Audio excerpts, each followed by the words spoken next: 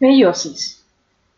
La meiosis es un proceso de división celular que ocurre solo en las células de la línea germinal para dar origen a un tipo de células llamadas gametos.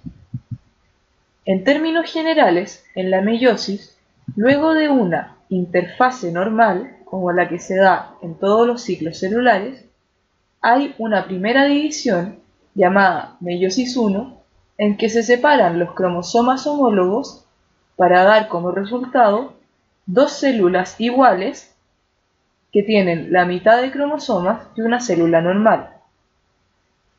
Luego se da una segunda división llamada meiosis II, en que se separan las cromátidas hermanas. Esto da como resultado 4 células con la mitad del material genético de una célula normal, llamadas gametos. Estas son las células que luego participarán en el proceso de fecundación. El proceso de la meiosis puede dividirse principalmente en 3 etapas. La meiosis I es la primera división que se produce en el proceso. En esta pueden destacarse algunos aspectos. En primer lugar, es importante destacar la profase I, en la cual los cromosomas homólogos se juntan para llevar a cabo un proceso llamado recombinación homóloga. En este, los distintos cromosomas intercambian material genético para dar lugar a nuevas combinaciones de material hereditario que van a favorecer la variabilidad. Luego, la metafase I, anafase I y telofase I son similares a las de una mitosis, con la gran diferencia de que en vez de separarse los cromosomas en cromátidas hermanas, en el plano ecuatorial del núcleo se agrupan los cromosomas homólogos y estos se separan luego en la anafase para formar dos núcleos con un número menor de cromosomas formados por dos cromátidas. Entre ambas divisiones se da una etapa llamada intercinesis. Para entender esta, lo más fácil es analizar el ciclo celular de una célula normal.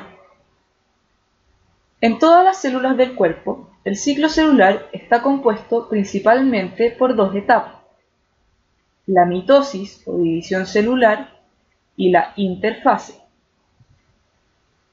En la mitosis se produce una división de una célula para dar dos células iguales. Sin embargo, como sabemos, la meiosis no tiene el mismo objetivo, sino que intenta dar 4 células con una menor cantidad de material genético y todas distintas. Por lo tanto, la interfase debe cambiarse por una etapa distinta llamada intercinesis. En una interfase normal existen 3 subetapas: G1, S y G2. En G1 se produce un crecimiento de la célula y multiplicación de sus componentes. En S se produce la duplicación del material genético. Y en G2 se da la preparación de todas las estructuras que van a participar luego en la división en mitosis.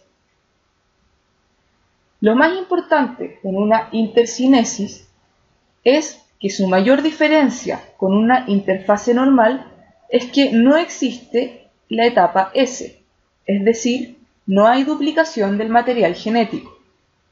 Esto porque además de que se quiere lograr 4 células con una menor cantidad de material genético, si nos fijamos, las células que se producen luego de la meiosis I ya tienen sus cromosomas duplicados, es decir, que cada cromosoma está formado por 2 cromátidas hermanas, por lo tanto, estos no pueden seguir duplicándose. Es por eso que la intercinesis será una etapa más corta que la interfase, en la que solo existirá una etapa de G1 unida a G2, en que se producirán componentes necesarios para la vida de la célula y para su preparación para la meiosis II. La meiosis II, en cambio, es la segunda etapa de división que es, en términos generales, bastante equivalente a una mitosis. En ella, en la profase 2, se terminan de condensar los cromosomas que quedaron luego de la meiosis I. En la metafase 2 se alinean los cromosomas en el plano ecuatorial para que luego, en la anafase, puedan separarse las cromátidas hermanas, al igual que sucede en una mitosis. Por último, en la telofase 2 se forman dos núcleos con un número menor de cromátidas hermanas. Es por esto que se llama a estas células haploides al tener solo la mitad de cromosomas de una célula normal. Sin embargo, este proceso en general no varía en estructura al proceso de mitosis.